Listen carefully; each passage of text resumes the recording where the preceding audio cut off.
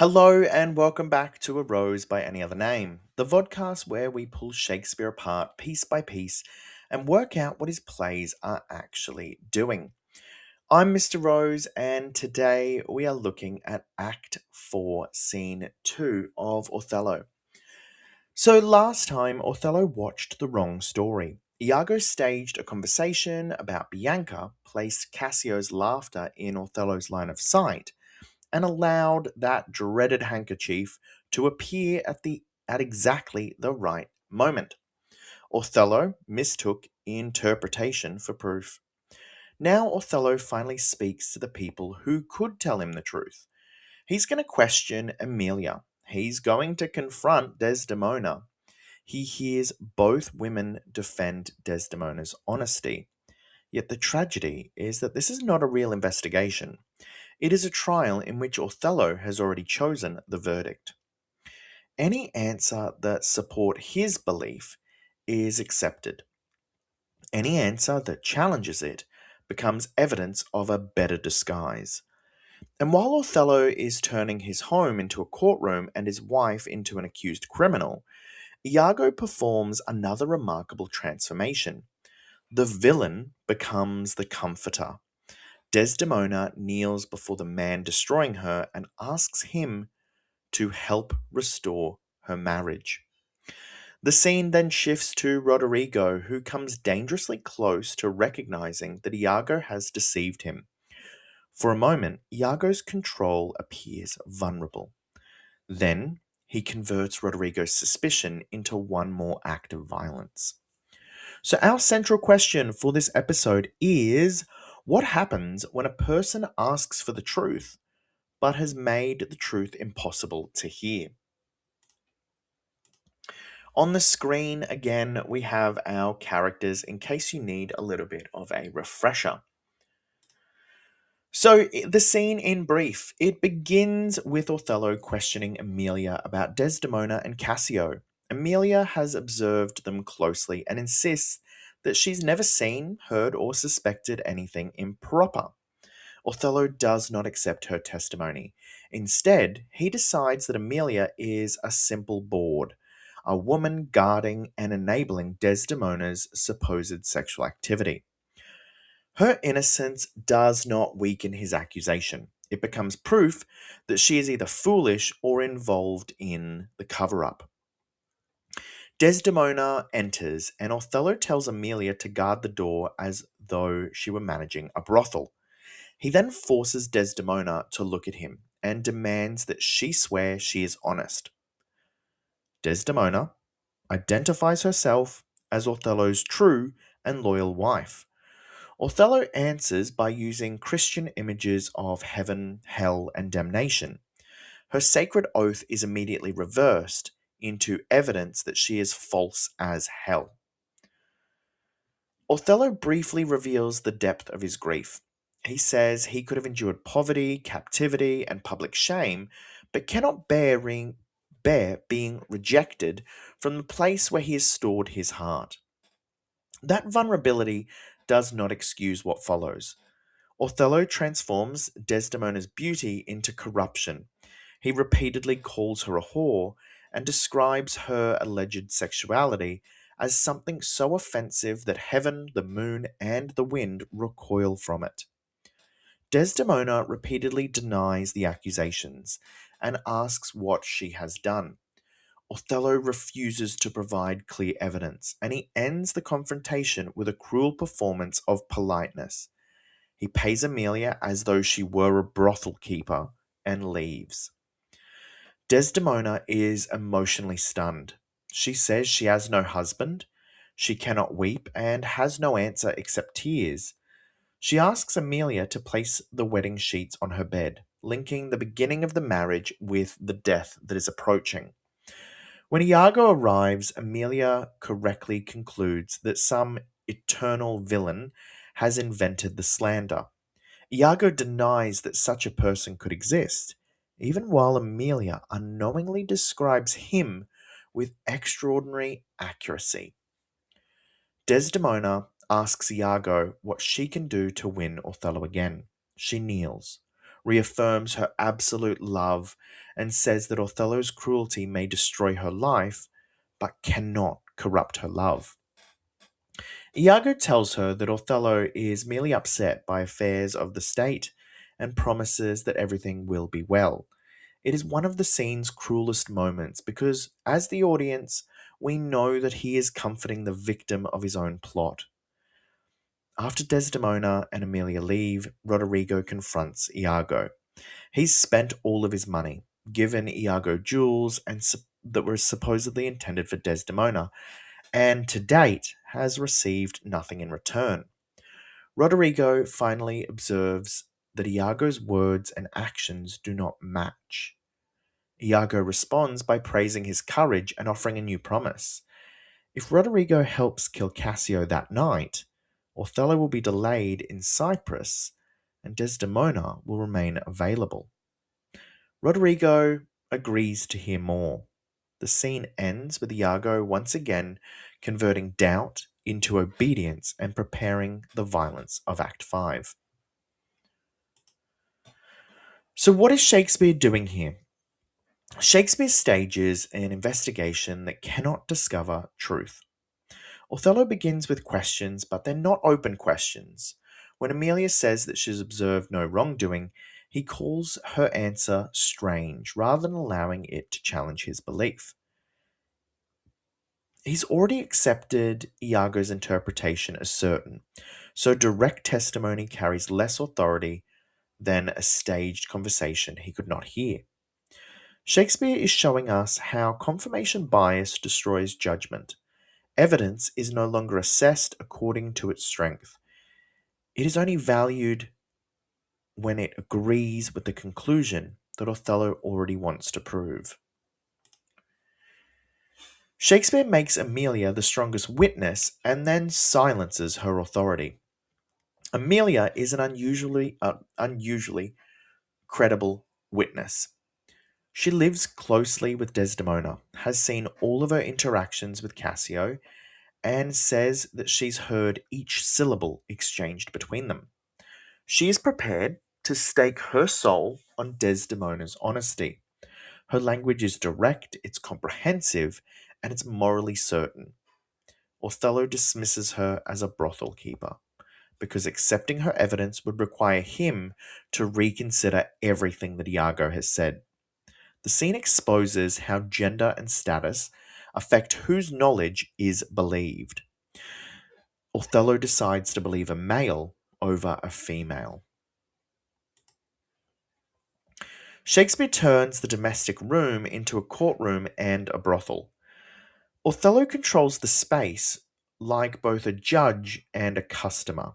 He orders Amelia to shut the door and watch for interruption and keep their counsel secret.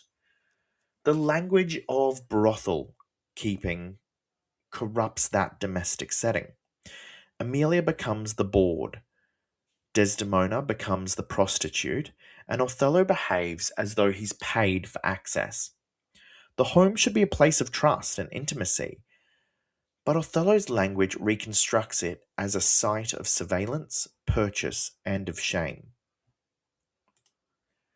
Shakespeare shows that Desdemona cannot answer an unnamed charge.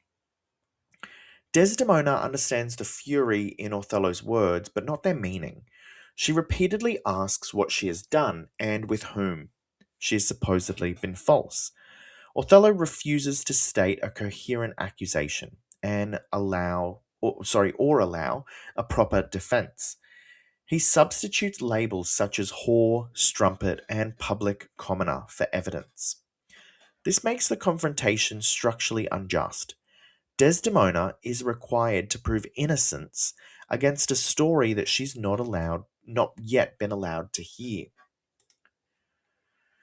Shakespeare wonders what would happen if he were to twist religious language until innocence becomes guilt. Desdemona swears by heaven and identifies herself through Christian faith. Othello immediately reverses heaven into hell and imagines her oath adding another layer of damnation. The sacred language that should guarantee truth no longer functions because Othello believes Desdemona can imitate holiness. Once every sign of virtue can be interpreted as performance, innocence becomes impossible to be demonstrated. Jealousy creates a closed system in which denial itself proves deception.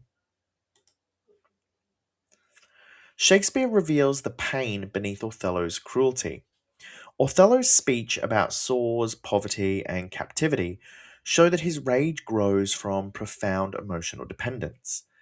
Desdemona is the place where he has garnered up his heart and the fountain from which his life flows. The natural imagery briefly reminds us of the loving and and eloquent Othello that was established earlier in the play. This complicates our response without removing Othello's responsibility. Shakespeare allows us to understand the scale of Othello's imagined loss while condemning the abuse he chooses to direct at an innocent woman. Shakespeare decides to corrupt Desdemona's beauty into an image of decay. Othello describes Desdemona as a sweet smelling flower and then wishes she had never been born. Beauty no longer signals goodness, it makes corruption seem more deceptive. His images of summer flies breeding in a slaughterhouse and toads nodding in a cistern combine sexuality with filth, infestation, and death. The imagery demonstrates how completely Iago's language has entered Othello's imagination. Othello now generates the obscene pictures that Iago once supplied. Shakespeare decides to attack identity through the word whore. Othello does more than accuse Desdemona of one action. He replaces her identity as wife, daughter, and Christian with that of a sexual label.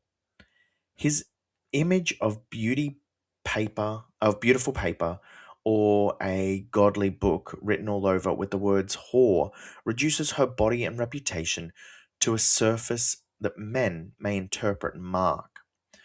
The accusation is especially destructive in a patriarchal society where a woman's social value is closely connected to chastity.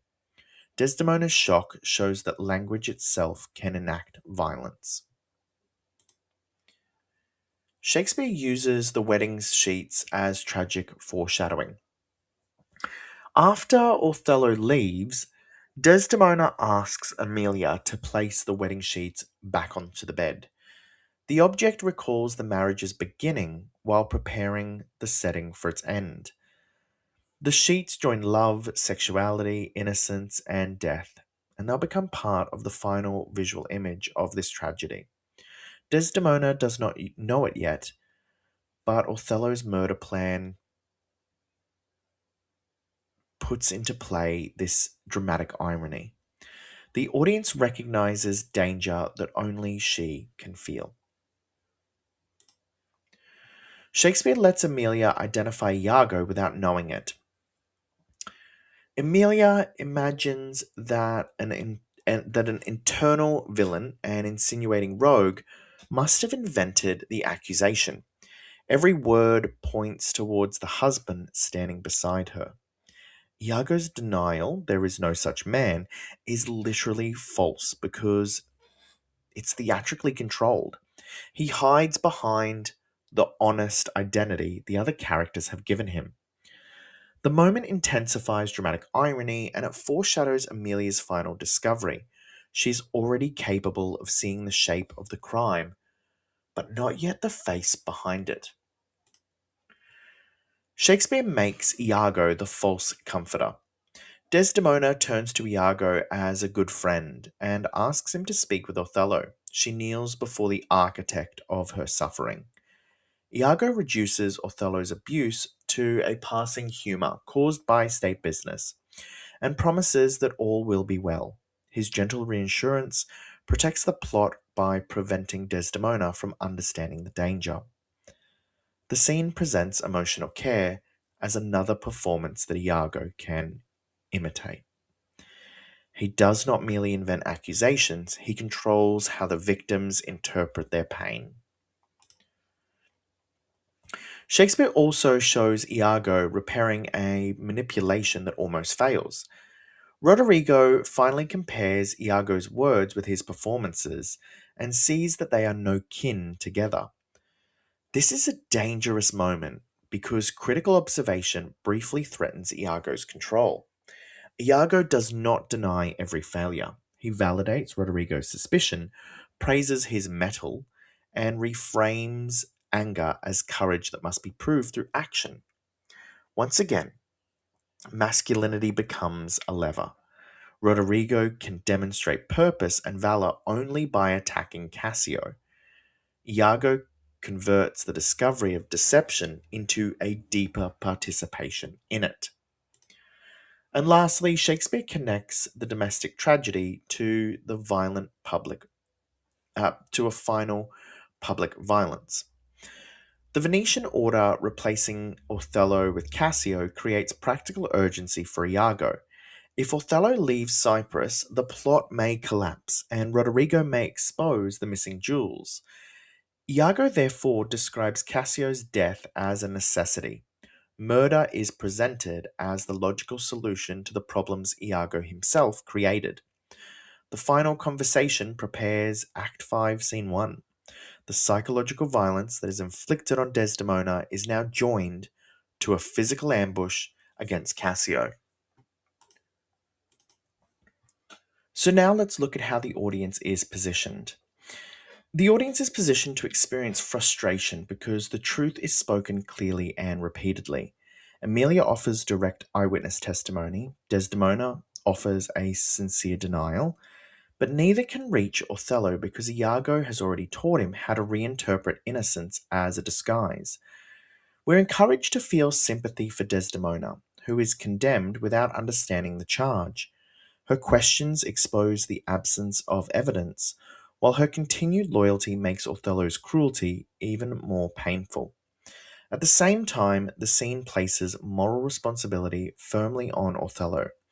He is manipulated, but he chooses to dismiss evidence, degrade Emilia, and verbally abuse Desdemona and prevent any genuine conversation.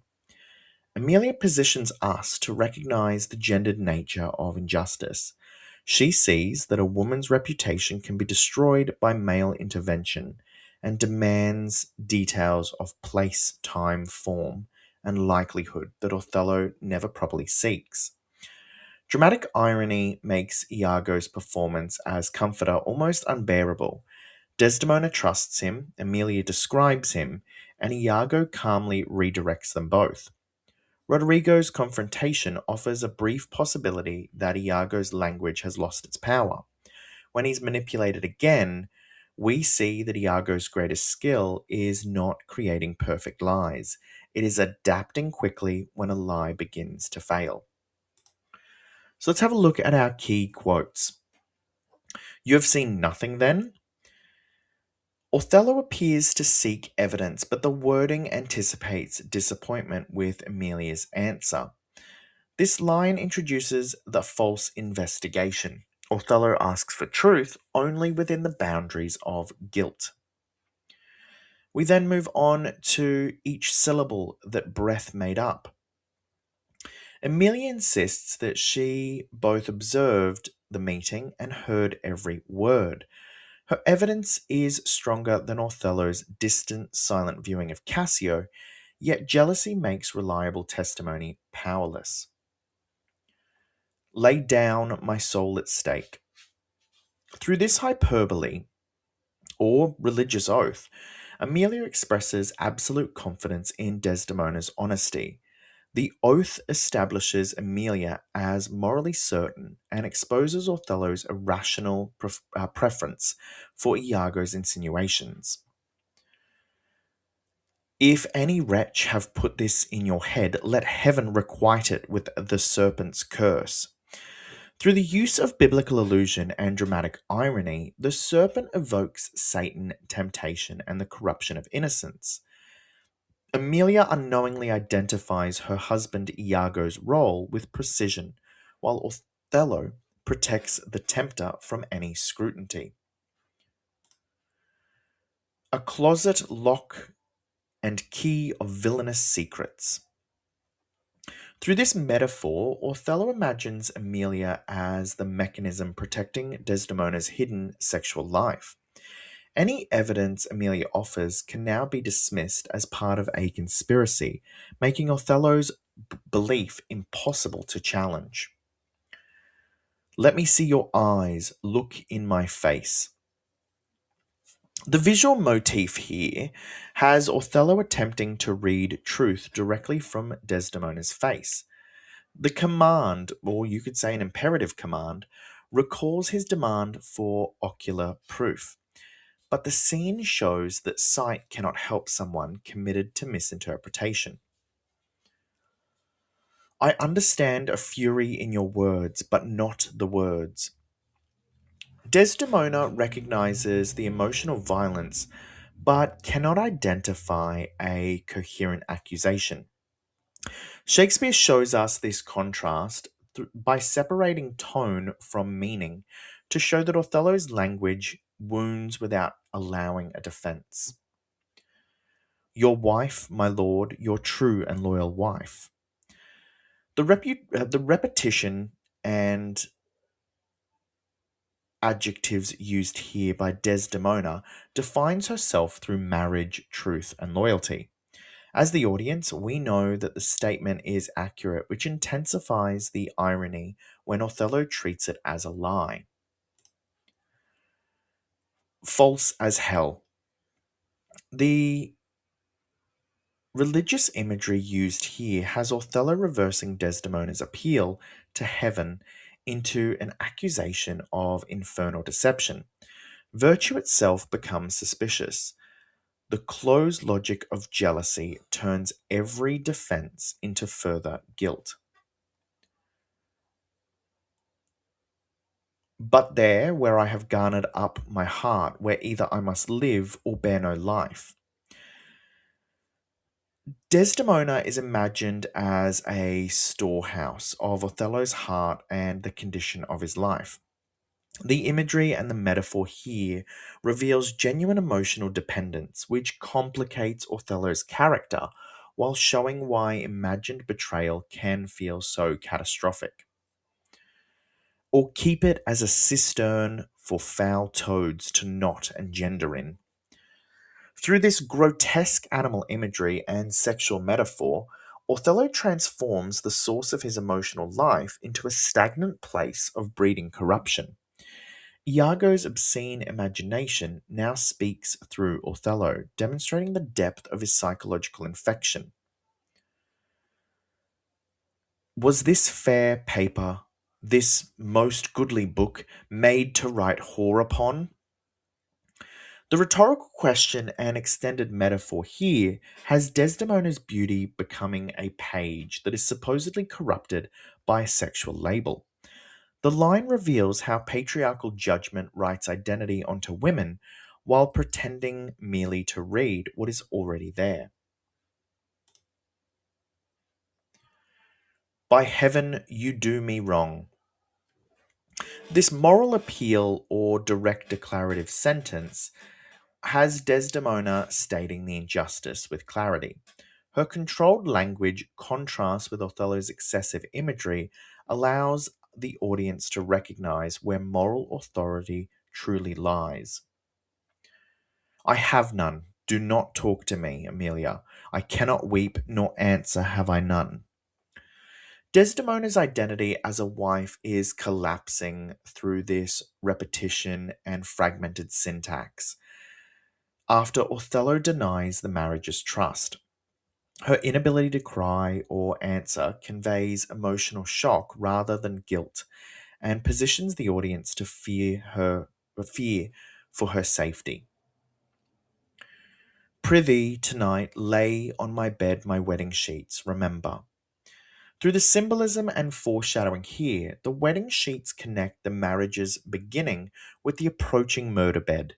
The request creates tragic dramatic irony because we understand the danger that Desdemona cannot yet name. Some eternal villain, some busy and insinuating rogue, some cozening slave. The repetition and dramatic irony from Amelia builds a remarkably accurate verbal portrait of Iago. Her speech foreshadows her later exposure of him and shows that the truth is present in the room but remains unrecognized. Never taint my love. Desdemona contrasts the destruction of her life with the endurance of her love. The line presents devotion as both morally powerful and tragically dangerous because she remains loyal to the person threatening her.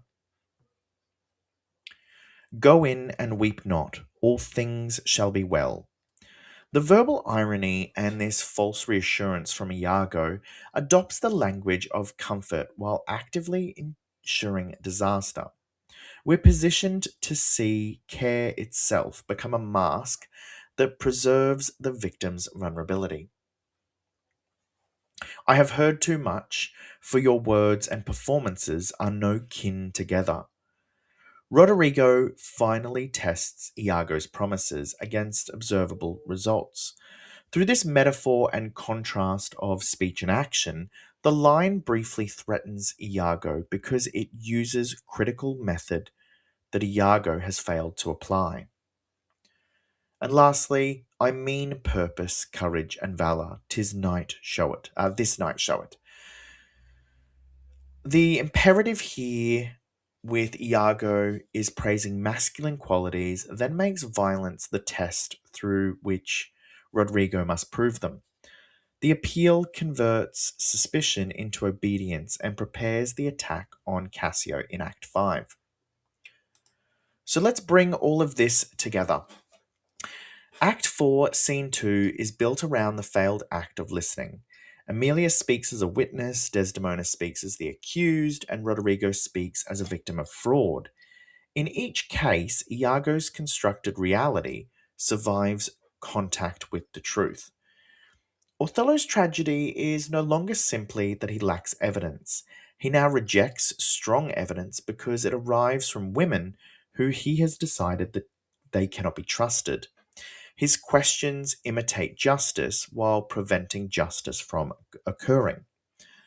Desdemona's confusion and loyalty position the audience to recognize both her innocence and her danger.